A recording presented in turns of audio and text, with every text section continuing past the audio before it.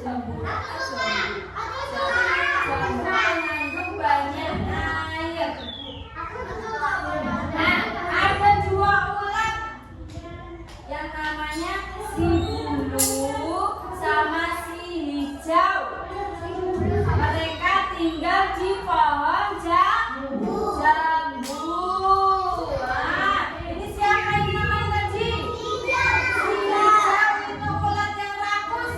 Rakus itu apa?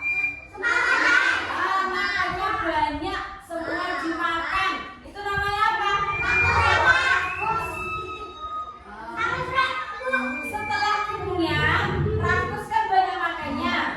Si hijau tidur mendengkur. Mendengkur itu gimana? Marah. Kalau ini siapa namanya? Si bulu. Itu bulu kan? Iya, ada bulu-bulunya ya.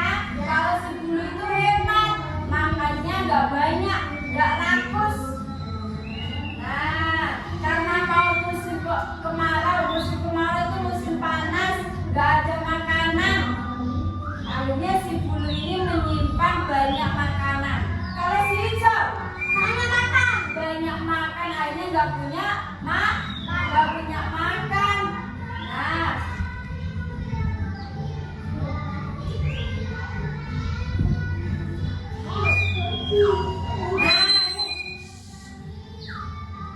makanan si rakus, siapa si rakus?